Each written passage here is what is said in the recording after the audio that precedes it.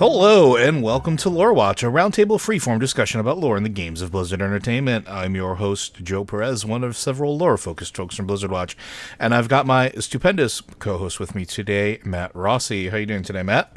I'm just explaining to people on Twitter how the best Dungeons & Dragons movie ever made was already made, and it was The Mummy. Yep, the Brandon Fraser 90s movie. Yep. Absolutely. Yep. It is the perfect Dungeons & Dragons movie. There's a lost city, there's an ancient evil buried in it, the hubris of adventurers releases it, they have to go fight it. I mean, you can even you can model the character classes. It's almost one-to-one. Like, Brendan Fraser, fighter, Ardeth Bay, I should say Oded Fair if I'm going to use the actors' names. He's obviously a ranger. Evie is pretty solidly like a couple levels of druid. Not druid, sorry, bard, and then the rest rogue. Oh, yeah, 100% a bard on that one. Jonathan, straight up rogue. Benny is mostly a rogue, but he ends up picking up a level in warlock. His patron is Imhotep. Doesn't work out well for him, doesn't get any of the cool spells, and ends up dead. But, you know, I definitely... that's where I go with him. Imhotep is very clearly a cleric lich, just straight up. It's not even subtle. So yeah, it's every time I watch the movie, I think that this is a Dungeons and Dragons movie. Why don't they just get? Why didn't Stephen Sommers get a chance to direct a Dungeons and Dragons movie? Because this is it. This is what it is. So yeah. I mean, and that's the thing. Like, we could talk about that for a whole hour on our own. I have a feeling this is going to get revisited on the pre-show of the regular podcast because it is a thing that I 100% agree with. People have this nasty tendency of thinking that D&D just has to be specifically fantasy in a far-off land in a distant magical world of dragons. Nah, not always. You can have all those elements in, as we've just seen, 40s era mummies, because that's a thing. But we're not here to talk about that, as much as I'm sure you would all love it. Instead, we are here to talk about lore in the games of Blizzard Entertainment, as it says on the tin. And today we're going to be going through some questions that you, our wonderful listeners, have sent in to us. And thank you very much for everybody who sent stuff in. Again, if you have questions for this show or the other podcasts, please send them into podcast@blizzardwatch.com. If you don't want to do an email and you are a Patreon supporter, you can hit us up on Discord. We have a Patreon supporter Q and podcast questions channel. We do look there and try to give our patrons a little extra time and attention. And if you don't have Patreon or you don't want to send us an email, you still want to do the Discord thing, we do have a Q questions where we do look, and actually some of these are pulled from there as well. So without further ado, let's get into some of these questions. Our first one is from Dante, a Frost Death Knight on Frostmourne. That is a very, very Death Knight name and server, sir. So I started listening to you guys about a month ago, and I'm only on episode 125. You guys were talking about Sargeras and potentially the other Titans could possibly come around to Sargeras' idea and see there is no possible way to fix everything, and simply a factory reset, I assume that's what you meant there, must be done. My question is, if Blizzard ever wanted to make a WoW 2, do you think they would go with that idea where Sargeras somehow convinces the Titans that there is no other way and they let him loose? I think it would be interesting simply because this could start a fully new and fresh game with new lore or even potentially old lore leaking through, etc. I look forward to catching up and possibly hearing your thoughts on the idea. Much love, Dante. We've been asked stuff like this in the past. I don't think we ever really spent a whole lot of time on it, but the idea of a WoW 2 is sort of a weird thing right now because WoW is still good. Or at least still popular enough to remain around. You generally don't see them wanting to create their own competition, right? Also, I'm going to put this out to you. They did WoW 2. It's called The Burning Crusade. And then they did WoW 3 and WoW 4 and WoW 5. And we're up to like WoW, I don't know, 9, 10. They've literally reinvented this game every time they've done a major patch. And then, if you don't consider that to be WoW 2, they then re-released the original game and are now putting out an expansion for that. So there is now currently 2 World of Warcrafts running simultaneously. I don't know how much 2-ier you're going to get. But at some point, you have to accept that they've already done this thing. They just didn't do it the way you were expecting. And here's the thing. They're never going to do it the way you were expecting. And here's why. EverQuest 2. I was just going to bring that up. Yeah, go for it. Yeah. EverQuest 2 is the haunting specter that is the nightmare for everybody who's got a big successful game with a lot of people still playing it and decides they want to put out another game. They look at that and they say, what? But the player base, it is a recipe to split your player base.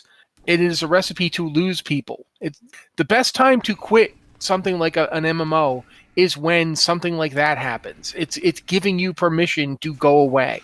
They don't want to do that. They don't want to tacitly give you permission because none of your character stuff carries over to the new game, right? You know, it's a new game. It's a fresh start, all new characters. And therefore, since none of the stuff you did carries over, it's tacit permission to stop. Yeah.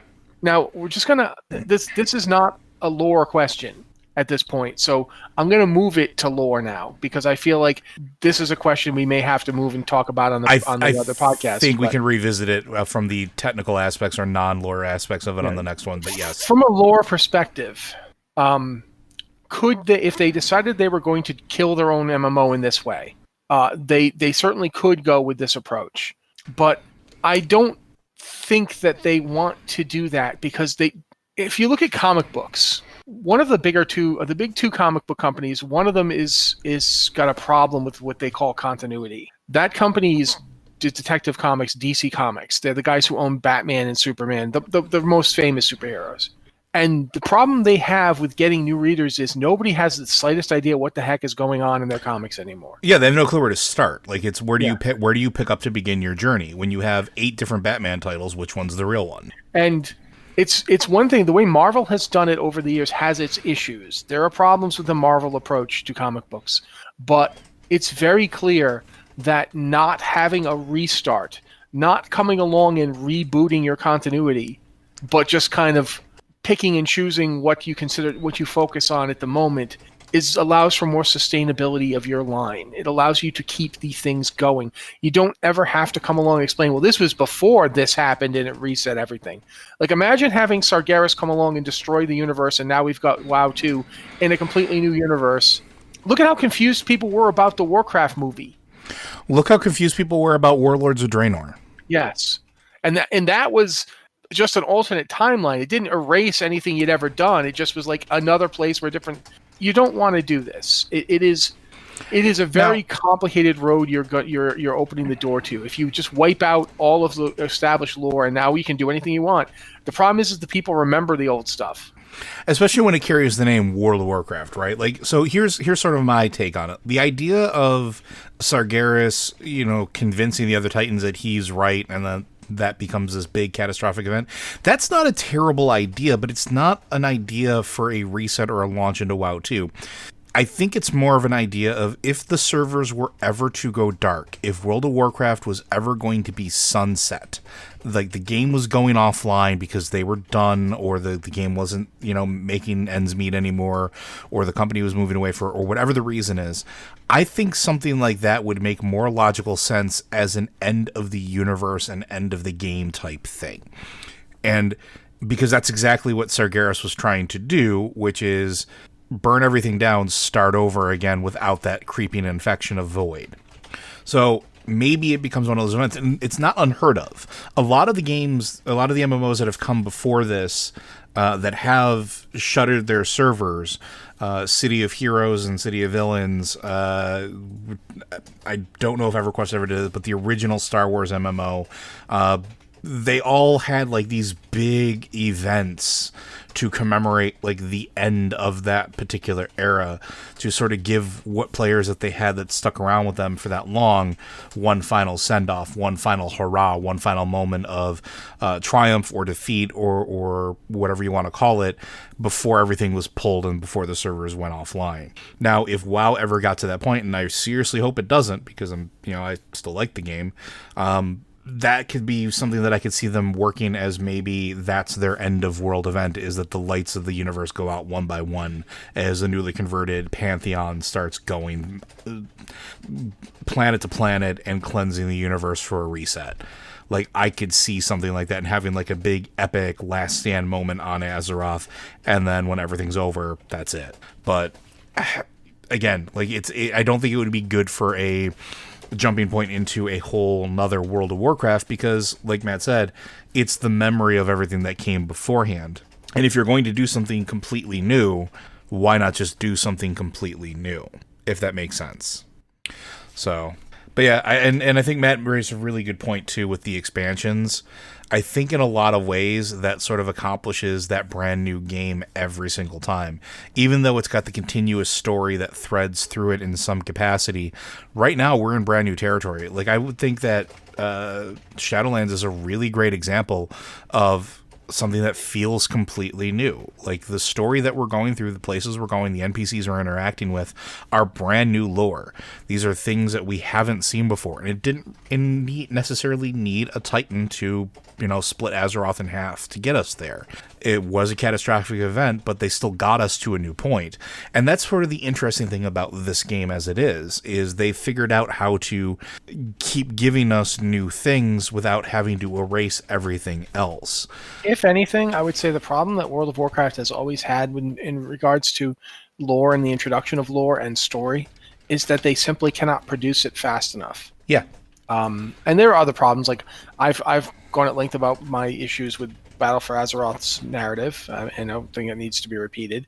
But you're never going to love everything anybody does. No creative team is always going to make stuff you absolutely fall head over heels for. I've had ups and downs with WoW's story since the beginning. I think the Burning Crusade was, for me, a story high point, but it also took forever. It felt like, and I'll say this: the Burning Crusade feels like it comes to a natural endpoint, and then there's another raid tier.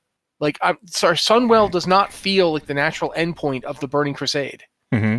It's I like it, but it's very strange. It feels like an afterthought. It's like, why is this here? Oh, because we don't have the new expansion yet, and we need to keep going. It's how it feels to me, and that's.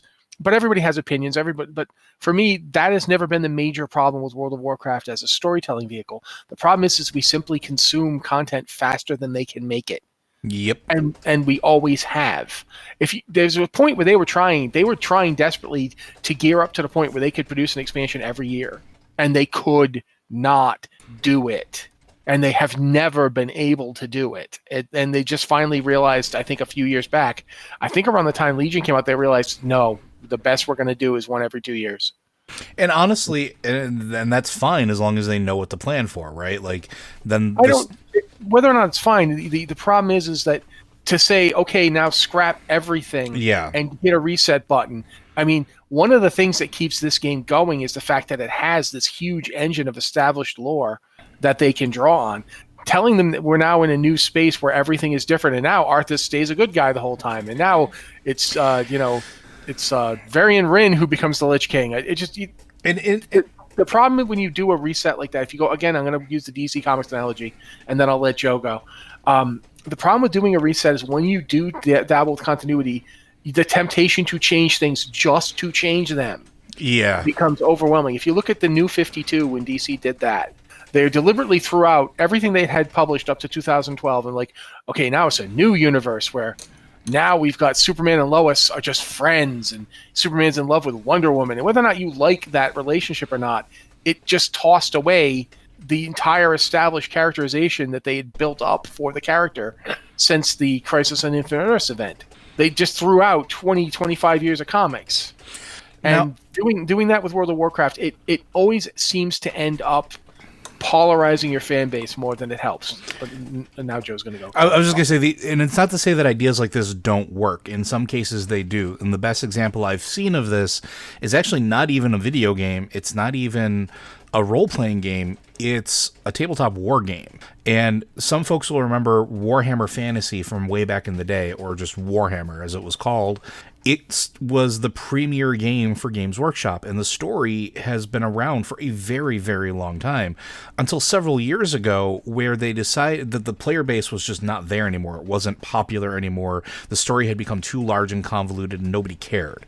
So they scrapped everything with a huge world event, basically the end times that destroyed everything, blew everything up, and now we have the Shattered Realms. And that was their vehicle to make that game more popular again, by streamlining the story, by bringing everything back in, and doing exactly what you're talking about here, Dante, which is like they take little pieces of the previous lore, the characters, and reinvent them just enough, or tell just a slightly different story, and it works for them there. But WoW doesn't need to do that, and that's sort of the big thing, is that WoW is in a place where until it gets to a point where the game is dying, such drastic measures aren't even necessarily need to be on the table. Another example from like recent media is the J.J. Abrams Star Trek movies. Mm-hmm.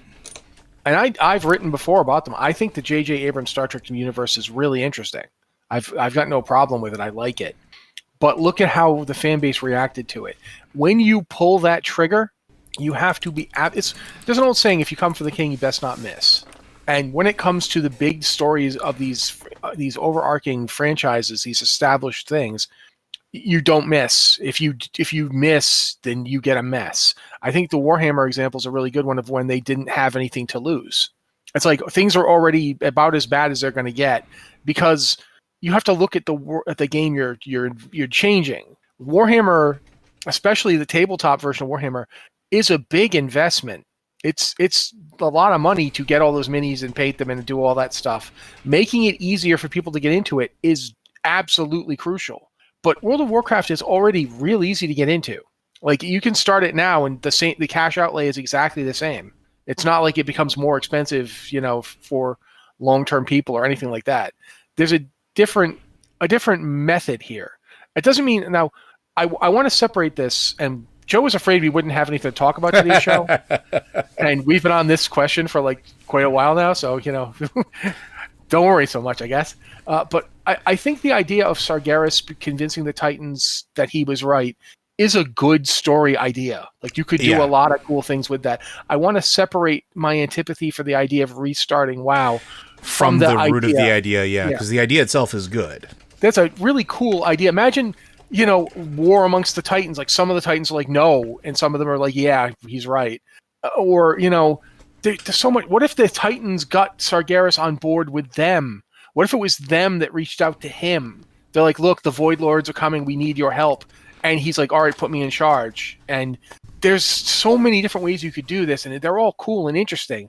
That's not the problem. The problem is that the idea of starting a fully new and fresh game, you have to be real sure you need to do that to do it. Yeah.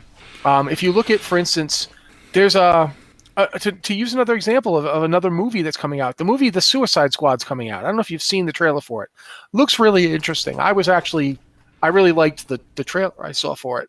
And the thing about it is, it takes that kind of approach where it's not a reboot. The previous movie happened and they accept that it happened, but they are kind of ignoring it at the same time.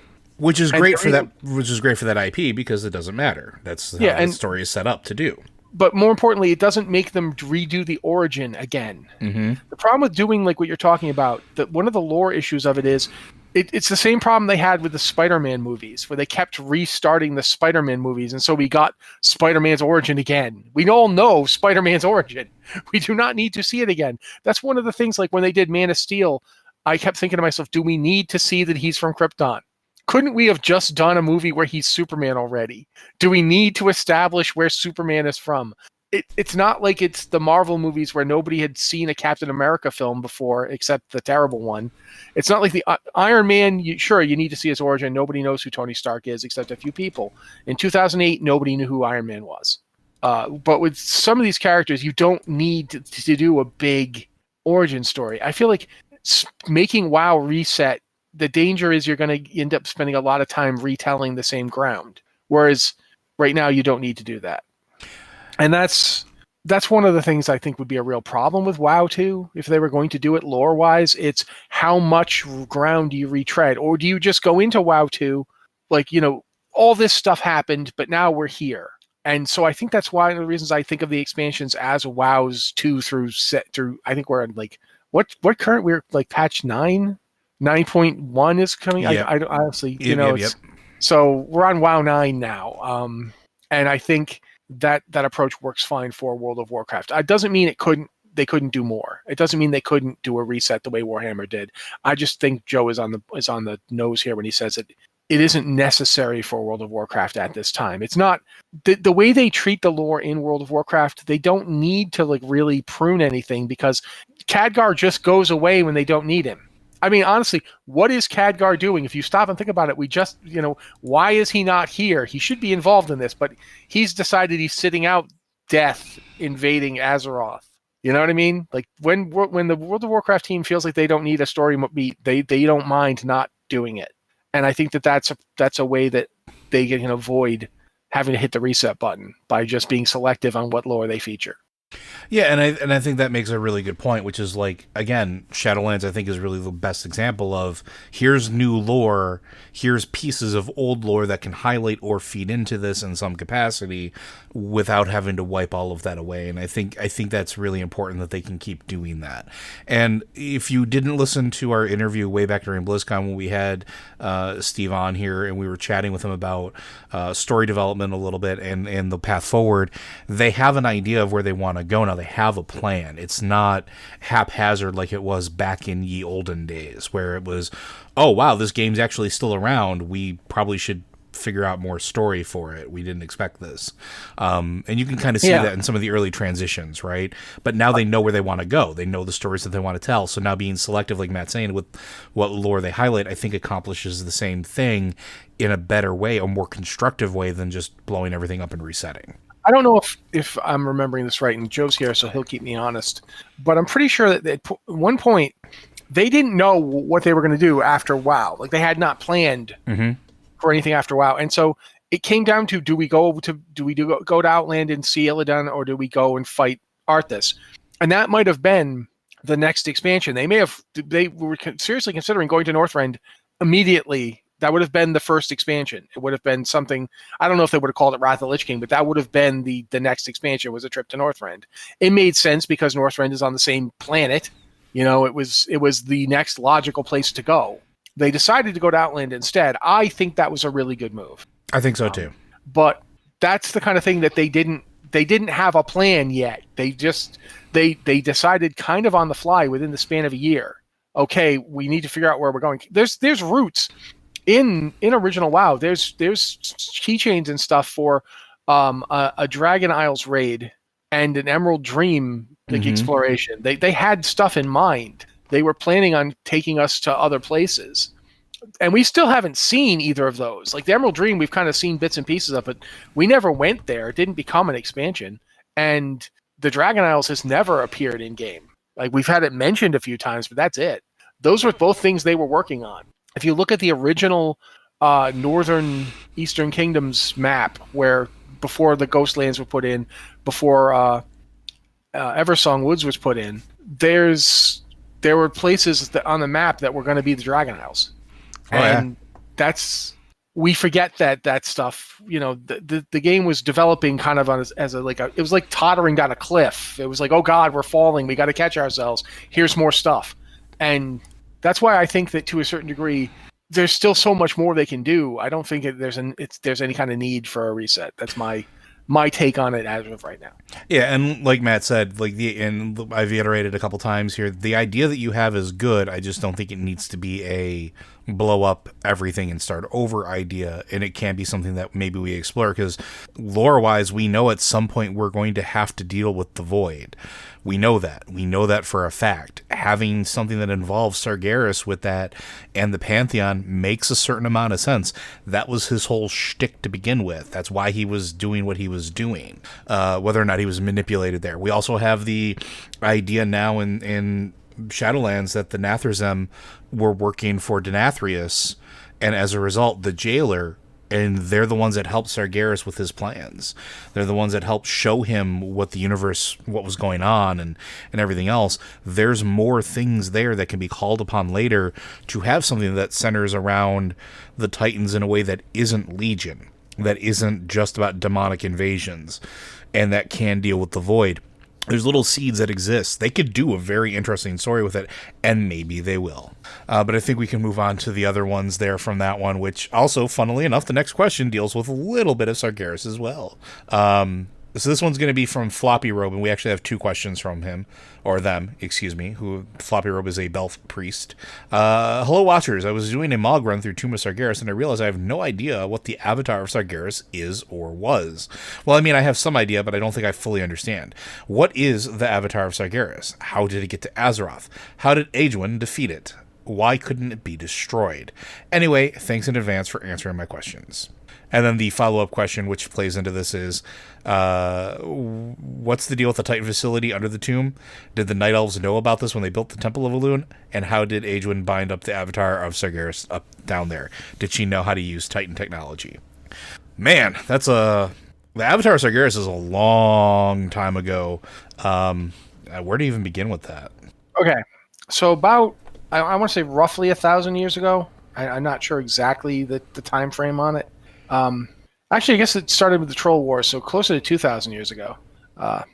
The humans of what was then the nascent Empire of Arathor, the first human kingdom, had been fighting their way out of barbarism for like thousands of years after the Sundering, after the destruction of ancient Kalimdor, and after the Curse of Flesh afflicted Vrykul had come south alongside the Titan Watcher Tyr and his allies. Bloody heck, I can't remember the name. Arcadeus and Ironaya. They'd headed south to try and reach Ulduar. They were trying to get to the Titan facility of Ulduar.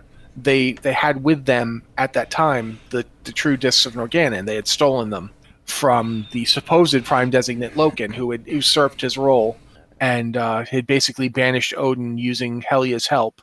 And in so doing, he had stolen for himself the title of Prime Designate. He wasn't the appointed Prime Designate. He just had control of the for lack of a better word, he had the administrative password, is a way to look at it. He had control of the system. He wasn't the true Prime Designate, but he was filling that role. The Tyr, Arcadeus, Ironaya, and other allies of theirs realized that this was wrong, and they're like, we can't leave the Discs of Norgannon in his hands. If we do, he'll do something to them.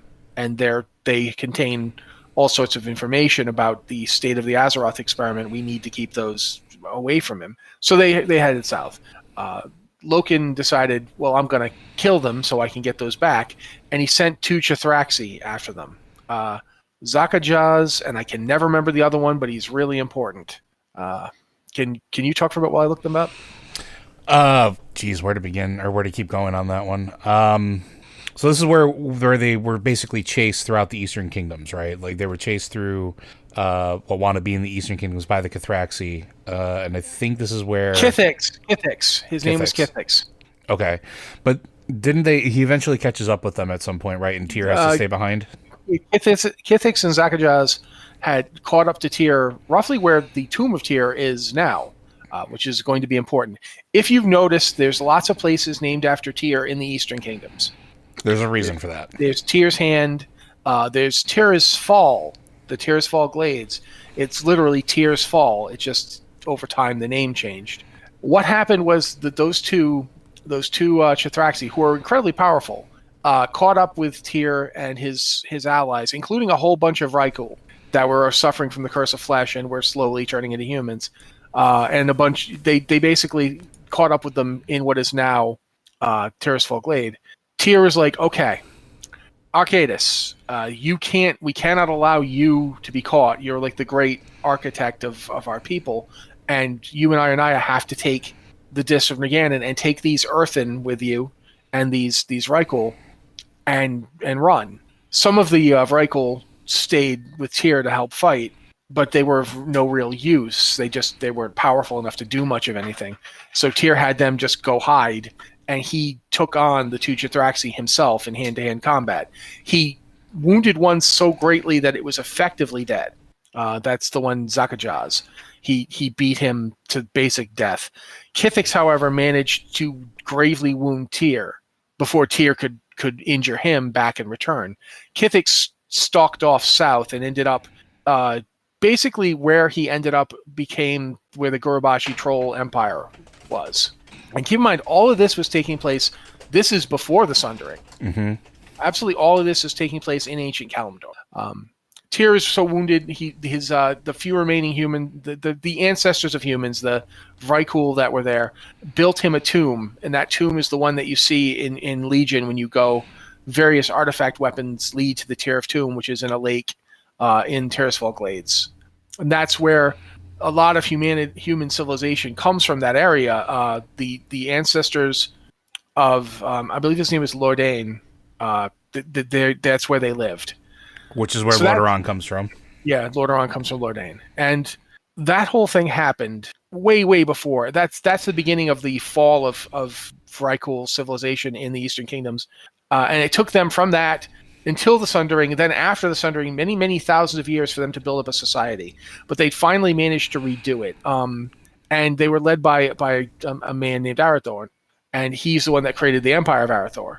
And it was them who fought the trolls during the Troll War. This is all, I swear to God, this is all got a point. During that time, the humans learned magic from the High Elves.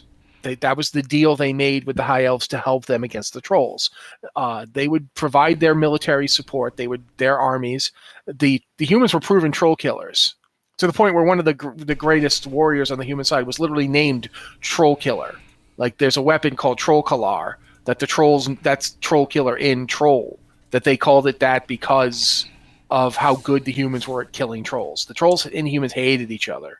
Trolls, however, hated the elves even more, and so that's kind of why the humans and the elves teamed up.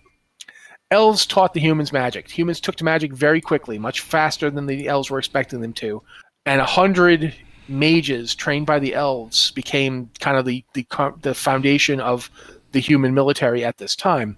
And this was what led to ultimately the creation of Dalaran. Now, at that time, the Council of Tirisfal was like a secret organization kind of behind the scenes within the heart of Dalaran.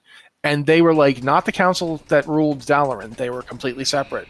They were like, they were made of human and elven and other mages. Like, there were some gnomes in there too, who realized all this magic we're using is a problem. It attracts attention. Things from outside can find our world because we're using magic, and we need somebody to police it and make sure that it doesn't get worse. And that's where the concept of the Guardian of Tirisfal comes from. The Guardian of Tirisfal is an appointed position, and it existed for quite some time, where the various members of the Council of Tirisfal would each devote a tiny piece of their own power to this one figure, and thus, as a result, that figure was empowered by the concentrated magical might of many, many mages. And the Guardian basically existed to prevent things like demons and monstrosities from beyond Azeroth invading the world. And they did the job for a very long time. What happened would happen. Every Guardian would be given that power. They would use it for a time, and then they would give it back, and the power would be again entrusted into somebody else.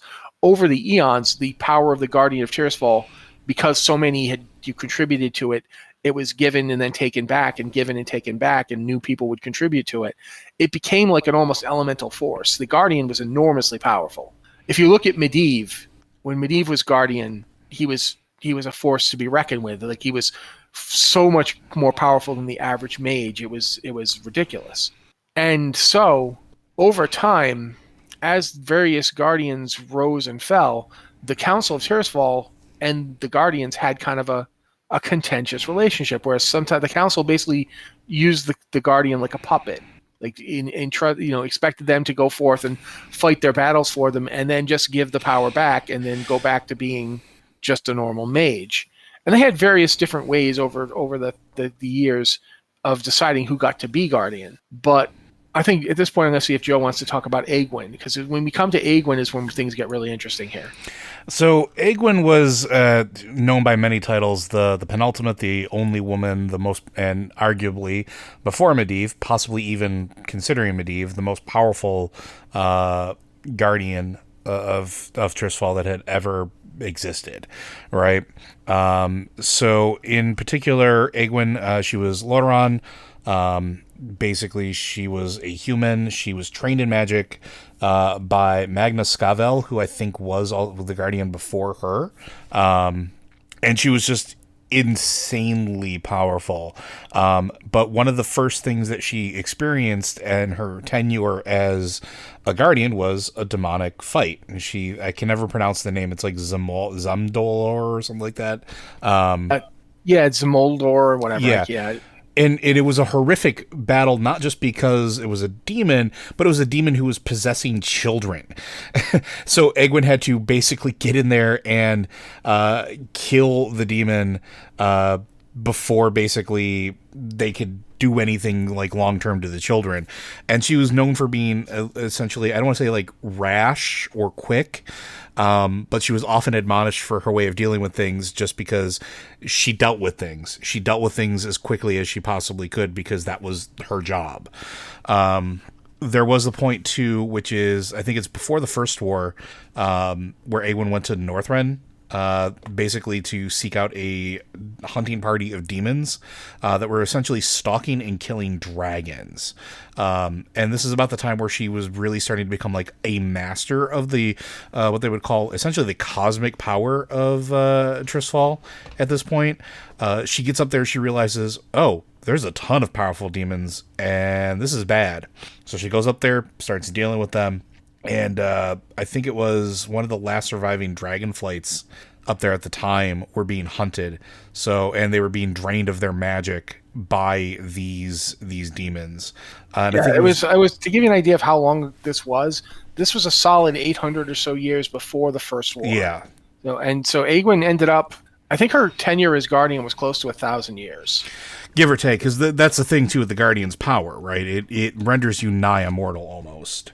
At least it does not cause you to be affected by the power of aging, which makes sense with chronomancy being a thing as it is in the game world. More powerful you are, probably the more out of the time stream you actually are.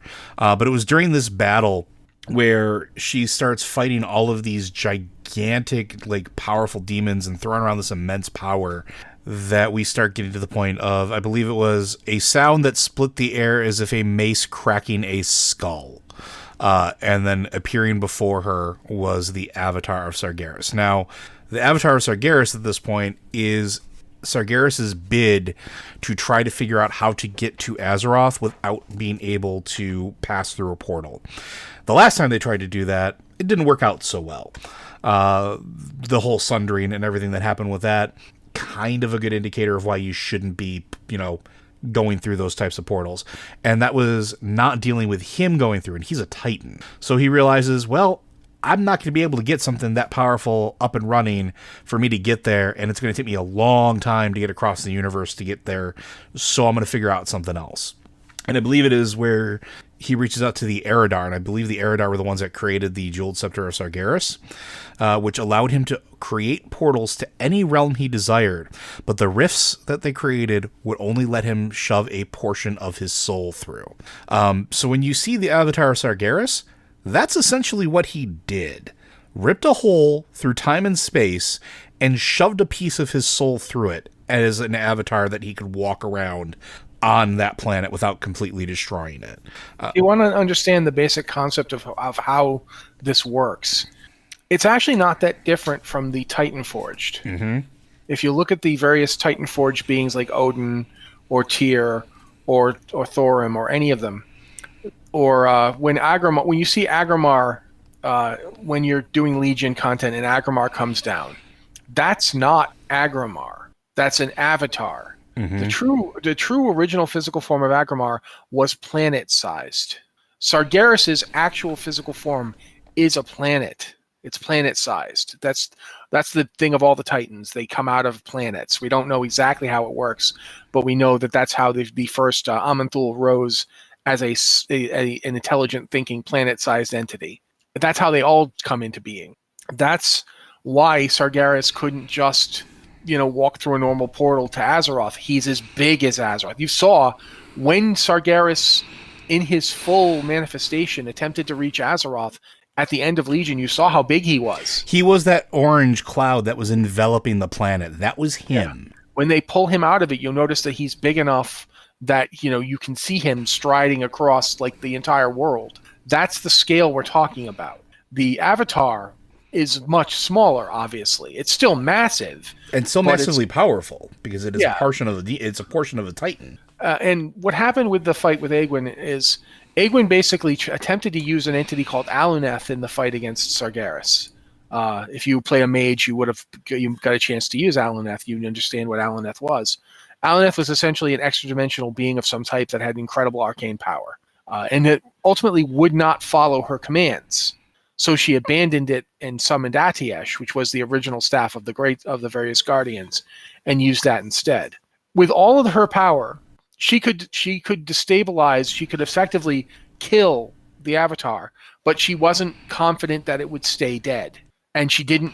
It took all she had to get it to go inert. Basically, she didn't have enough power to kill it and destroy the body. And to give you an idea of the scope of power, like the arcane storm that raged around Egwene and Sargeras was so powerful that even the dragons couldn't get anywhere near the conflict.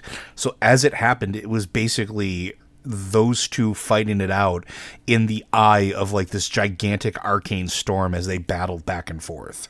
Like, that's immensely powerful. Yeah, keep in mind that Dragonflight's, we're talking.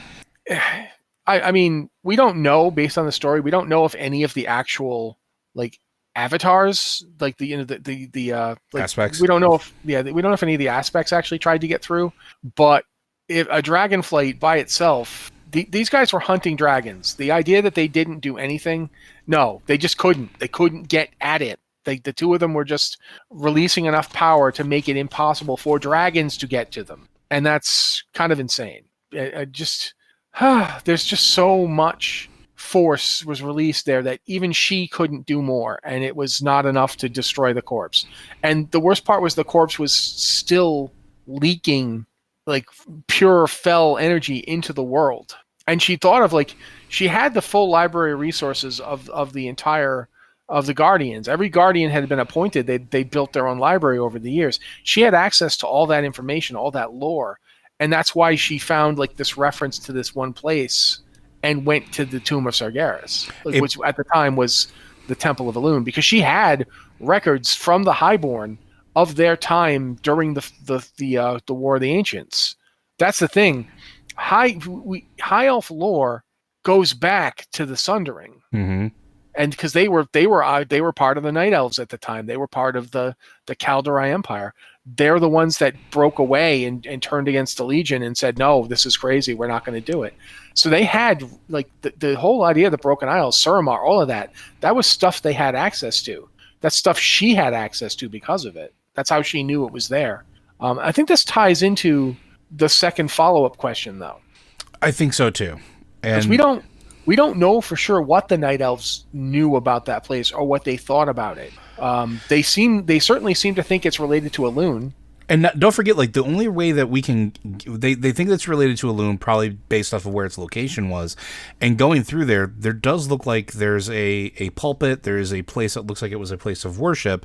But when we go there as part of a raid, we see that they didn't know that there was ways to unlock deeper portions of it, at least not that they were aware of. We didn't know until we brought the Pillars of Creation there to basically get the lowdown from Egwene's arcane epic form that, oh, by the way, do this, put this key here and turn it this way, now you can go here. Yeah, that's the thing. We don't know that they didn't know. We have no idea. They knew about the Pillars of Creation, which I keep wanting to call Pillars of Eternity because that game came out around the same time. Yep. But we don't know what they knew. That's the thing. There's nothing preserved about what. Obviously, when you go deeper into the tomb, their ghosts are there and they have some awareness. And for that matter, when the Naga show up and they're invading the tomb, the Temple of Elune, the Tomb of Sargeras, they're aware of ancient passages into it because, of course, they are. Mm-hmm. They're the Highborn too. There's so much to the Temple of Elune that we don't know about. We've never had any stories about it. We don't know how it, exactly what was going on. But in terms of what the temple was built to do, it seems to be part of the entire network of Titan facilities that were built when the end of the war with the old gods had come and gone. And it was Aman'Thul reached down and ripped Y'Shraj out of Azeroth. And the original Well of Eternity was the wound created by him doing that. And keep in mind that Suramar was on the banks. It was on the other side of the Well of Eternity from Zinashari. which was the capital city that had originally been named Alundris, the Eye of Alun. And then it got its name changed to Zinashari because Ashara was so ridiculously powerful as a sorceress that she could control minds, and her people worshipped her as a living goddess. And she was basically like, we don't really need that Alun person all that much, so we'll just call it after me now. But that's like, all of that's part of why the temple was built. The temple was clearly part of the process of trying to heal the wound dealt to Azeroth during that war. Every Titan facility on Azeroth is part and parcel of that process. They were trying to heal Azeroth because remember, the Titan inside the planet, that's what the Titans cared about. Mm-hmm. And they wounded it in the process. I mean, obviously it had to be done. Previously, the only thing the Titans had ever done about the old god manifestations was destroy them. When Sargeras found a world corrupted by an old god, he killed the Titan inside it to prevent it from being corrupted. And that act broke him. Like, that's the moment where Sargeras lost the plot, so to speak. It wasn't that the existence of the old gods by themselves, it was the fact that he couldn't figure out a way to cleanse the corruption and felt he had no choice but to destroy one of his own kind. And once he'd done that, everything was like, well, we can't save this universe. It's foul and corrupted. We have to go scorched earth. We have to burn everything and start over. But the other Titans were trying this other thing. Like, no, we can totally save this one. This one's really powerful. We can get the old gods. We obviously can't kill them. That's bad. So we'll just contain them and we'll build this system of Titan facilities that will repair the planet. As for why Aegwynn thought it was a good idea to stick the Avatar Sargeras in one of them, I don't know. It's for that matter. Well, just because we know what the Titans were doing doesn't mean Aegwynn did. Yeah, and I was going to say, don't forget, during that time frame, it wasn't known that Sargeras was a Titan. Nobody knew that. Like, if anything, Sargeras was just viewed, especially the Avatar Sargeras, as King of Demons. And I think that is the original reference to him in, like, to sort of, like, take out of the game universe stuff during World of Warcraft and World of Warcraft 2. Whenever like you start talking about it, there is sort of this King of Demons speech, and when they raise the Tomb of Sargeras as an island in Warcraft 2, that's what they talk about. Like, they don't talk about Sargeras being a Titan. Titans didn't exist yet, and so if you take that with a grain of salt and look at Aegwynn, she might not have known that he was a Titan. She might not have had any of that information, especially when you consider where would that information would have come from the High Elf lore, maybe, from the discs that we know some of that information was falsified, from the Titan Watchers that existed, that were still there, like Loken, who was already corrupted and probably wouldn't be volunteering a whole lot of information. She probably just thought he was a demon. And so sealing him away in that type of facility would be keeping that body away from the touch of the Twisting Nether, which at this point, they believe that demons go back to the Twisting Nether to regenerate, and that as long as they can get back there, they can't truly be killed. So it's kind of a neat way of summing up the idea that like demons sort of expanded over the course of the many years of the game, but they just didn't know. They didn't have enough information. It wasn't like they sat there and interrogated demons. That wasn't their job. Their job was to kick them off the planet, to destroy them and send them packing and make sure that they didn't come back, or as much as possible. So knowing that the facility existed, knowing that it was there, but not necessarily knowing what it was, or maybe fully acting, that could be it. Or she could have had knowledge of it. We don't know, because during her tenure as the Guardian, she had access to all of that information, but she also, like, let's go back to Alaneth. Alaneth is a multidimensional creature. We don't know what information she got out of that after she bound it to that staff. Because, again, it didn't want to help her, but it didn't have a choice. Right. And she bound it. Like, that was that was her thing, right? It wasn't the Tirisfal council, the Council of Tirisfal. It wasn't any of them. It was her. So if you were trying to keep a King of Demons that you think you killed, but the body didn't disappear like the other demons do, and you're afraid that it's going to come back if it can touch anything that touches the Twisting Nether, locking it away in a secure facility miles below the surface of Azeroth seems like a dang good idea. Because if you know that it's there, you know that it's a facility that is supposed to be, you know, I keep using secure, but isolated, Yeah, shove it in there. Then it can't regenerate. I mean, if you look at the story that opens the Legion intro story where Gul'dan comes to the tomb to use it to create a portal, there's an enormous concentration of ley line power in that area. The Temple of Elune is the nexus of an enormous web, and you even hear that from the Highborn. I mean, not the Highborn, the Nightborn, the Nightborn. When they're talking about their travel network, it was built around that nexus. Originally, there was this enormous nexus of power there, and when they lose it, they had to replace it with the Nightwell because they needed the ley lines so powerful. The power of the ley lines was so necessary to them. That area is literally like, it's like you want to keep demons from finding this thing. Well, this place is so blindingly powerful that anybody looking for this demon thing isn't going to be able to see it. It's literally in the middle of this enormous network of power, and she could use that enormous network of power to bind it. She didn't have to use her own power because that enormous nexus. And it's not until you start seeing Malagos mess with ley lines that you really start to get the sense of why the area around the Well of Eternity was so powerful, because it was all being fed into Azeroth. So go ahead. I was going to say, and if you think about it, her plan worked, right? Like they kind of knew where he was after years of searching and leverage and trying to figure out like where the most likely place would have been. Hence Gul'dan getting promised and being sent to go essentially open the tomb and do the thing in the second game. But her plan worked. The Avatar didn't regenerate. It didn't become active until we got in there. And I think it was Kil'jaeden. It was Kil'jaeden. Kil'jaeden did his thing to sort of jumpstart the Avatar. It was dormant that entire time. And the demons, up until Legion, couldn't get into it. They couldn't touch it. The Eridar couldn't touch it. They couldn't get there. So her plan worked. Like, it seems goofy and it seems weird, but it worked. So something to keep in mind. She wasn't wrong. She just wasn't 100% right. Working on the best information she had. Yeah.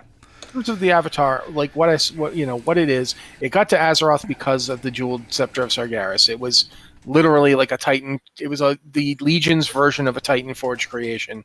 Aegwynn defeated it by throwing raw magic at it until it finally fell down. At that one point, she was throwing so much magic at it that dragons couldn't even get near them. It couldn't be destroyed because it was literally just infused with a portion of Sargeras' soul. And it was corrupting the area around it. That's why she locked it up. But in terms of the deal with the Titan facility under the Tomb of Sargeras, we only know that it was a Titan facility, and therefore it was part of the attempt to heal Azeroth. We don't know what the Night Elves knew about it. We don't know how much of it they knew about it.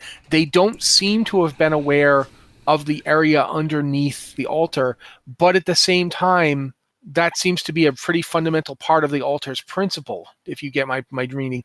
There are murals on the walls of the Pillars of Creation being wielded by Night Elves. Now, are those new? There's a lot we don't understand about this. Also, if the temple was created or was a facility created before elves existed, which is one of the operating theories, did the elves form those murals themselves, or did the facility mold itself to the most likely denizen that was developing around it? Because did the Dark Trolls? No. Did the tomb already have images of Night Elves in it before Night Elves existed? Because Night Elves are supposedly created in the shape of Elune, and those are representations of Elune. Mm-hmm. That we don't know. These are all things we don't know. We don't know how long it took the evolution of Dark Trolls into Night Elves. Like, we know it happened, but we don't know how long it took. We don't know why. If you look at other entities that have been exposed to the waters with an essence like the Well of Eternity, the ones from the Veil of Eternal Blossoms turned into the Jinyu. Mm-hmm. What do the Jinyu look like? Fish Night Elves. They have the exact same body type. Yeah, no, that's pretty true. So is that just a principle of being exposed to the power of the Well of Eternity / the reason that the waters of the Veil of Eternal Blossoms have the effect they have is because a Titan's essence went into them, but it wasn't the same Titan's essence. It was Aman'Thul's essence that went into those waters. It's the essence of Azeroth that goes through the Well of Eternity. So this In the words of Hermes Conrad, that just raises further questions. It does, but I mean, I don't even know what to say besides that. So, like, that's sort of like the fun of this, is that we still don't know everything about that. We don't know everything about it, and it's stuff we can discover later, especially now that Suramar and that entire region is back open. Like, that's something that we haven't had in so long, right? Like, Alessandra kept that entire region so locked down for so long that we're just now starting to dig through their archives to figure out what they know. There's just now starting to be a relationship between the Nightborn and the rest of the world, which now gives, at least on the Horde side, access to potentially some of that information. And I can't believe that the Alliance would not be privy to some of that at some point. There's going to be more that gets found out about this as time goes on. And that's sort of exciting, because I want to know more about the Temple of Elune. I want to know more about what happened to it, why it was the way it was. Because, like, if it being the Tomb of Sargeras, it was underwater for a very long time. As a matter of fact, until Gul'dan number 1 raised it, it didn't exist as a landmass. It had to be raised from the floor of the ocean before it ever existed. If you look at it, you'll notice that it's not part of Suramar. It's a separate thing. But it's got a bridge going to Suramar. Mm-hmm. But it's part of the Broken Isles, which themselves all apparently were underwater. That's the part that Gul'dan raised. And so that's something worth considering. Like, why was that area outside of Suramar when they created the dome? Because it cost them access to the ley lines. Yeah, they do that intentionally? They might have done that on purpose to prevent the demons from coming through, because the demons used those ley line nexuses to create portals powerful enough for them to all step through. Yeah, and then they isolated themselves and had the Eye of Aman'Thul as sort of their own well, right? Like, they had their own power to sort of circumvent the ley lines, and was that a decision that they made not to just, cut themselves off, but because that was the safest option for them? And I mean, we won't know, because we murdered Alessandra, so we might not ever know what the decision was made for that, so yeah, who knows? Anything else you want to add on that one? No, we've gone on for. And I think it is funny, because at the beginning of this, I was worried that we weren't going to have enough questions to fill up an hour, but 3 questions did the trick. So thank you very much to Floppy Robe and Dante for fueling some of our speculation there. But Blizzard Watch is made possible due to the generous contributions at patreon.com/BlizzardWatch. Your continued support means this podcast site and community is able to thrive and grow. Blizzard Watch supporters enjoy exclusive benefits like early access to the podcast, a better chance at having your question answered on our podcast or the queue, and an ads-free site experience. And again, if you do have questions for this podcast or the other podcast, send them into podcast@blizzardwatch.com. Hit us up on one of our multiple Discord channels. If you're a Patreon supporter, the Patreon Q and podcast questions channel. If you're not a Patreon supporter, we do have the Q questions channel, which we will look at for questions here. And with that, I guess we'll see you guys next week. And make sure you tune in if you're listening to this after the fact on for the live show for the Blizzard Watch podcast. I think we're gonna have more to talk about there.